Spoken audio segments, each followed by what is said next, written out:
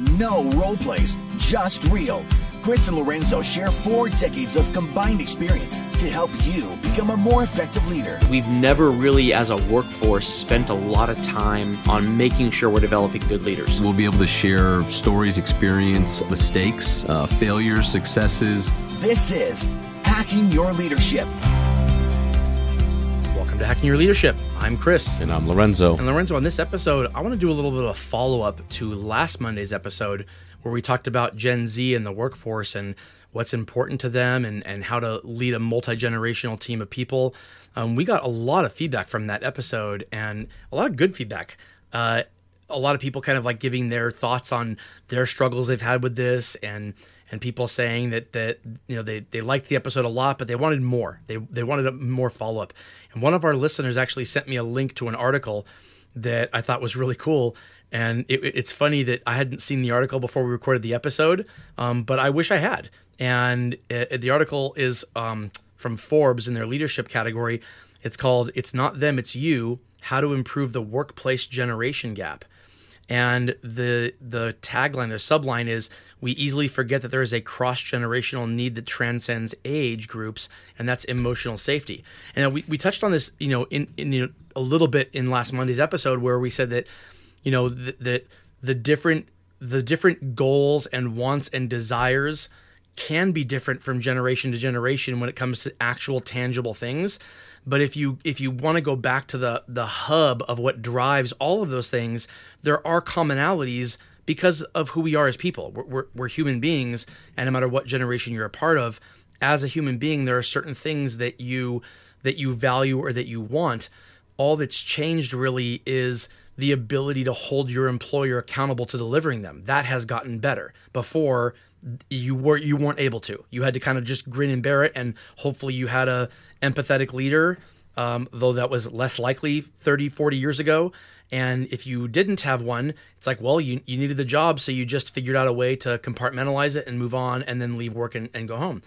And so that doesn't mean that those people didn't want those things. It just meant that they didn't really have an avenue of obtaining them, and those avenues are there now. And so I want to get your thoughts on this because you read the article as well.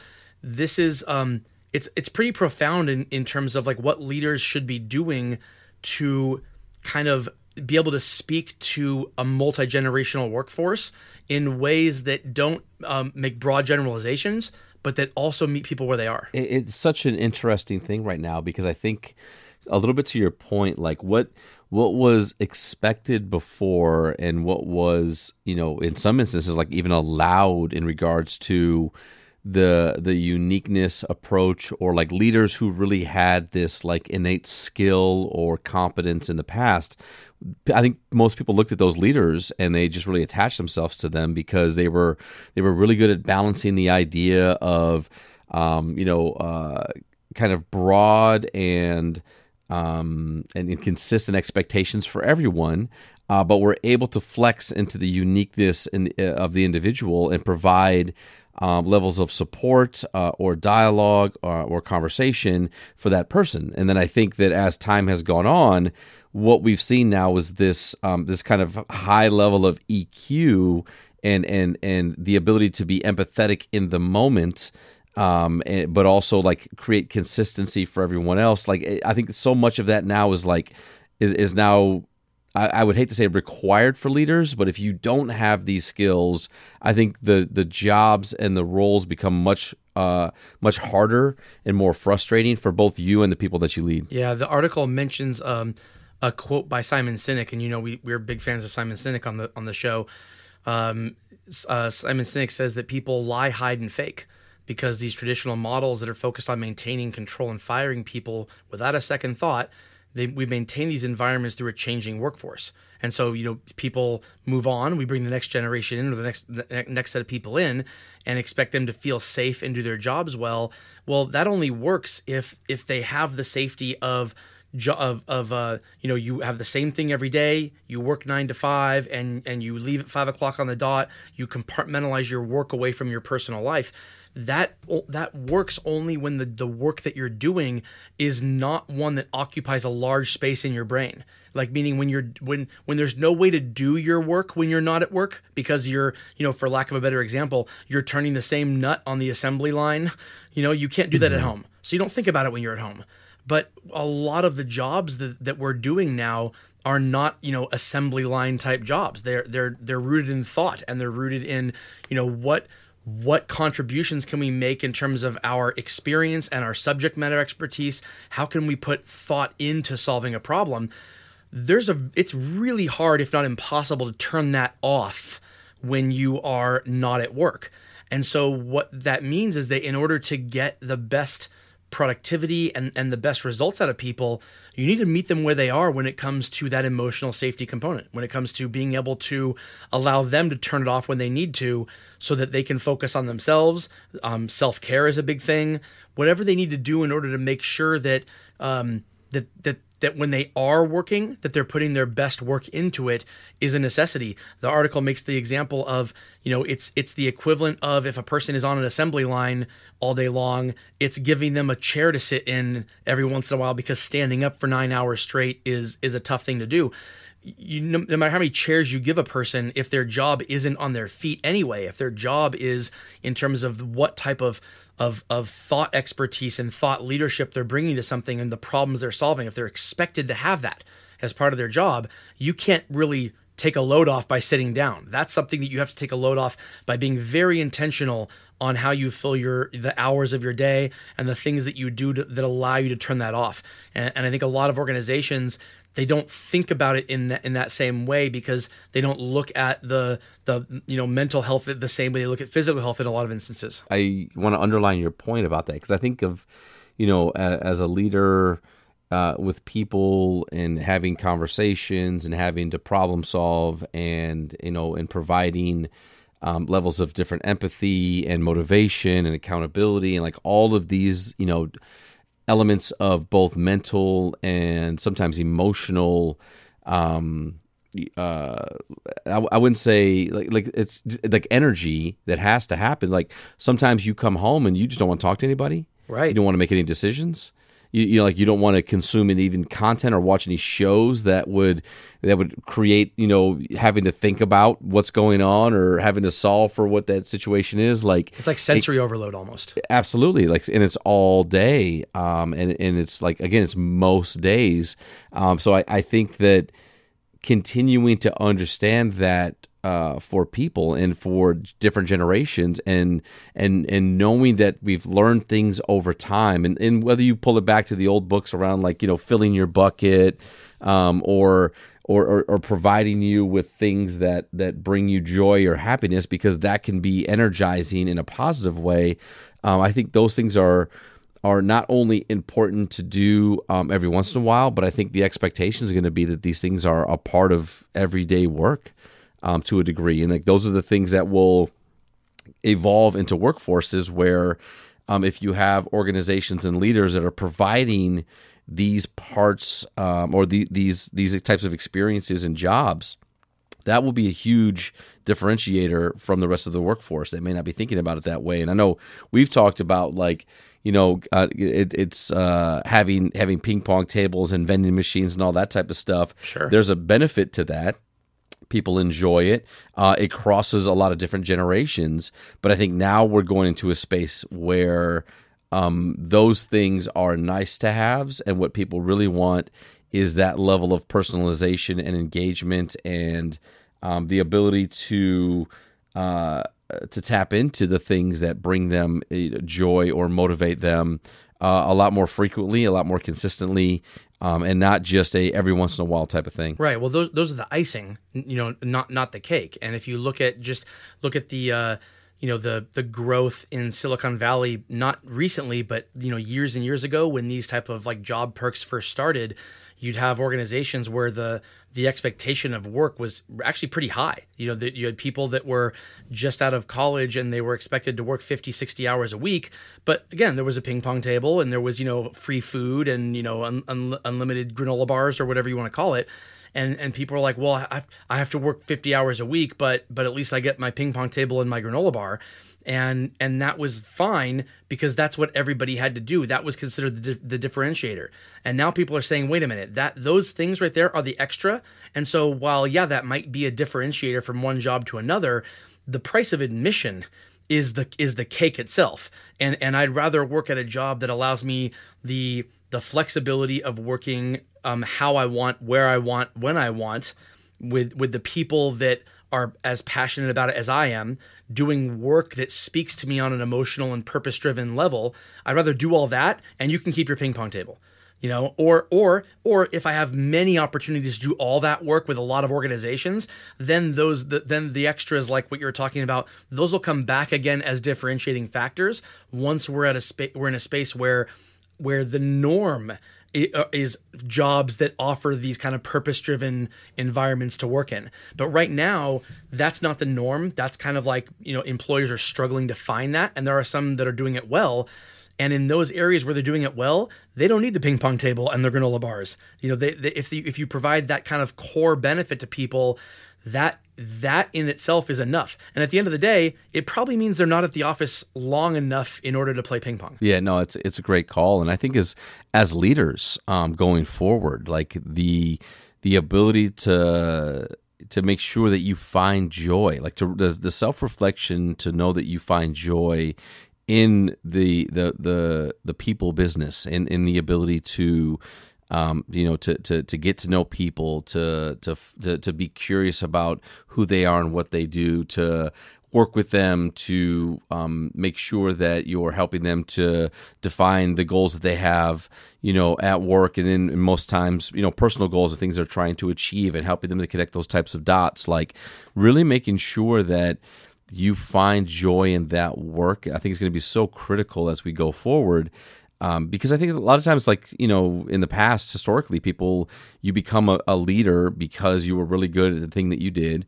And then you got good at maybe training people or bringing some level of influence them in a positive way that helped them to do better at what they're supposed to be doing. So now the team is doing better, and you're showing this skill set of being able to get people to work together more efficiently or more effectively.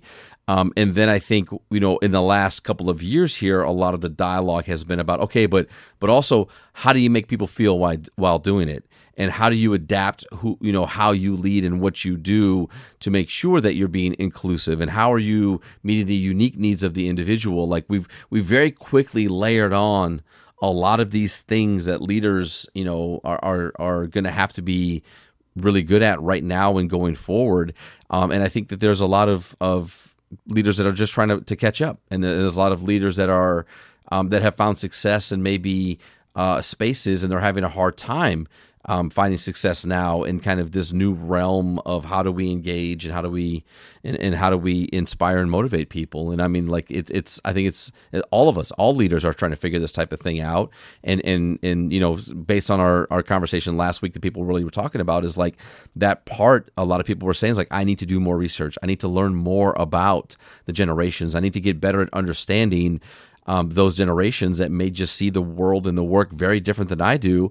And while I think that it's kind of like I wish and hope and think that people should see it the same way that I do, the reality is that they don't, and that's okay, as long as you are taking the time to understand it, and then as long as they're willing to engage you at that level to do the work that needs to get done. So again, I think there's just so much to unpack here, and as leaders, taking the time to educate ourselves so that you have as many tools and resources as possible to engage with the individuals on your teams, so that you can then have a larger, more kind of broad strategy for everyone, but that you're able to step into the individual interactions when needed. Yeah, we'll post a link to the article that I'm referring to here, and it's by Ciara Unger. You should definitely check it out if you get a moment. But a couple of things that she says that are important to do if you're a leader and you're looking to do this, I really want to focus on, because I think a lot of people think they're doing this when in actuality they're not. So one of the things that she says to do is to focus on common ground. Now, it goes exactly to what you just said, Lorenzo, that you instead of saying that my goal is that I want to live in a safe neighborhood where I can own a home so that my children can go to a safe school and have a good education. That's where you are in your life. A person on your team may not care about any of those things, but the common ground is you both care about reaching your own personal goals, whatever that is. The goal might be different, but the desire to reach a personal goal, you are at work for a reason, and part of that reason is that you believe it will help you attain a personal goal or multiple personal goals. And so if you approach it from the standpoint of my goals are different than this person, therefore we can't have common ground, you've already lost. If you approach it from the standpoint of I have goals that I want to attain, and this person I'm leading has goals they want to attain. So the common ground is that we're both here for a reason, and let's figure out how we can work together so that we both accomplish our goals instead of feeling like we're working against each other. That's the common ground that she's talking about. And I think if you kind of shift the mindset as a leader from trying to figure out how to make cookie cutters of yourself out of your people, instead just focus on where we have commonalities as human beings. The second thing that she touches on, and I kind of want to add something to it too.